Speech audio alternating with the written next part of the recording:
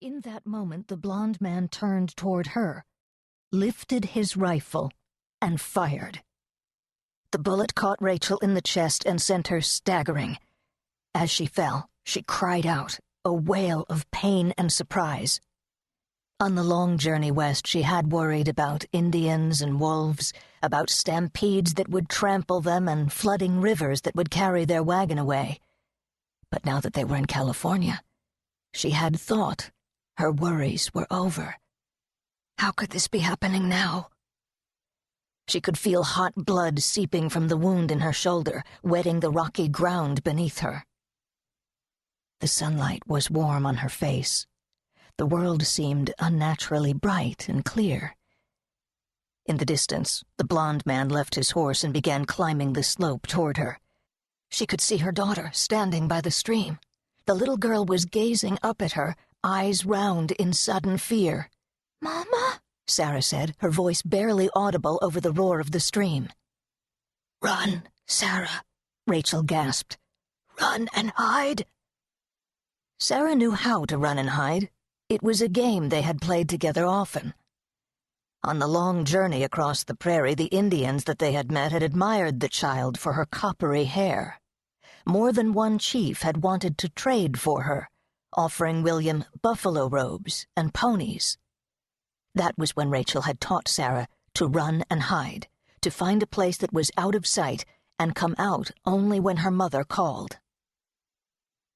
"Run and hide, Sarah," Rachel gasped and prayed the good Lord would protect her daughter.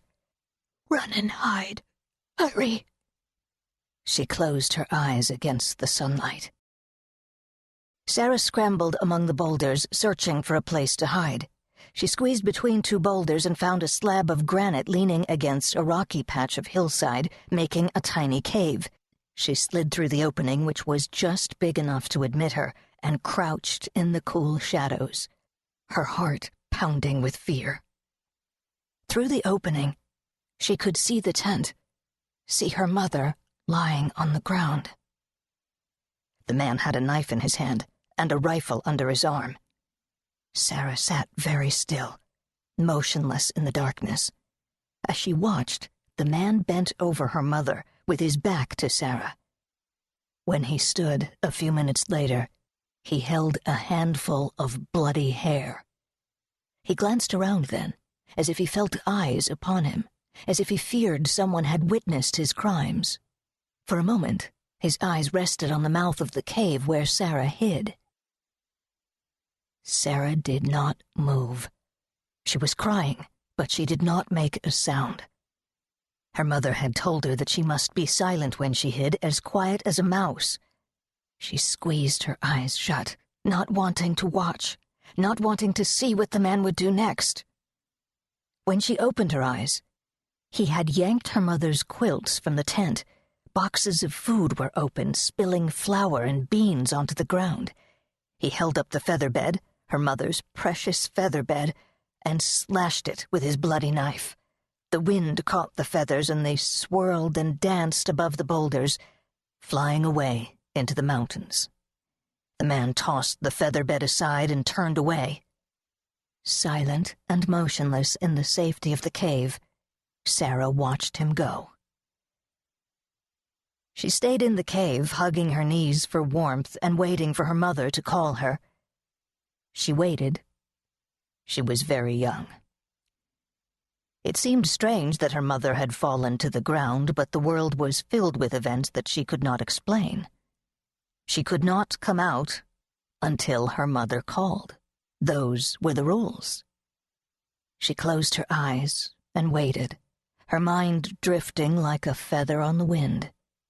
She listened to the roar of the stream as it flowed over the rocks, and the sound filled her head, washing away the sight of the man standing over her fallen mother.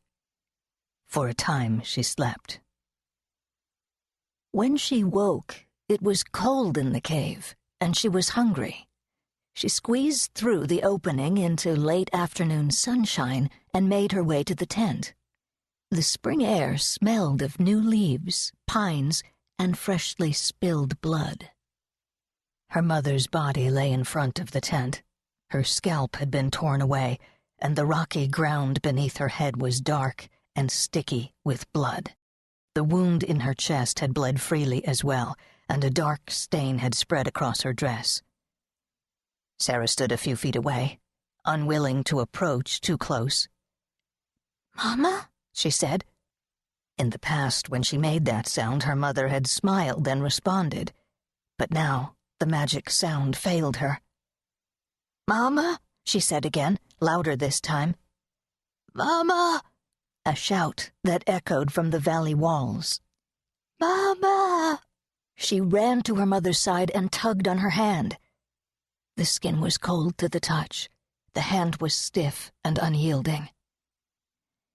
As the shadows grew long, Sarah crouched beside her mother's body, her small fists clutching the faded calico dress, her face wet with tears.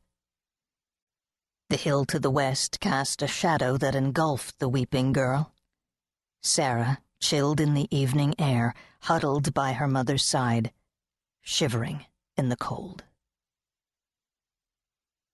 The sun set, and the full moon rose, illuminating the valley with its cold, silver light. In a clearing up the hill from where Sarah waited, a she-wolf named Juana sat on her haunches and lifted her head to howl at the rising moon. Her voice rose on a mournful note, stretched thin by the wind.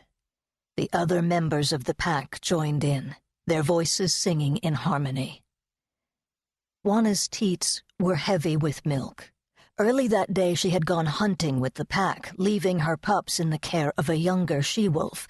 The hunt had gone well, the pack had brought down a young deer, and Juana had eaten her fill. But when they returned to the den, the wind was scented with gunpowder and blood. The young she-wolf that they had left to guard the pups was dead by the mouth of the den, shot in the head. The pups lay beside her. They had been hauled from the den, and their throats had been slit. All the pups were dead on the ground. While the pack milled about in confusion, Juana had licked the pups, trying to wash away the blood and bring them back to life. They were so young, their eyes barely open. She smoothed their soft fur with her tongue, cleaning them, trying to warm their cold bodies. Perhaps they only slept. If she tried, she might wake them. Her mate Roland and the other members of the pack milled around her. Buried in the den where the pups had been hidden was a wooden box that stank of man sweat. In the bushes below the den there was a dead man, one of the two men who had carried that box. The dead man had been shot, and he had fallen face down in the bushes. The other man, the man who had left the scent of his hands on the bodies of her dead pups, had ridden away. The smell of horses lingered in the bushes where the animals had been tied. Roland had begun to follow the killer, but Juana would not go with him. She had stayed with her pups, lying beside them and offering her teat so that they might suckle. She nudged the largest one with her head, a black male, the color of Roland. She whimpered to them, a low, plaintive sound, but they did not respond. There was no life in them. Despite her efforts, the pups lay still. Now night had come, and the moon had risen. Juana knew that the pups would not wake from their terrible sleep. She had followed Roland away from the den and up a small trail that stank of man scent. In a clearing by the dead trunk of a lightning-struck pine, Juana had stopped, raised her muzzle to the moon, and howled, a mournful cry that echoed through the valley. When she paused to take a breath, she caught a scent on the wind. Gunpowder and blood, human blood this time, and the same stink of man-sweat that lingered by the den and on the trail.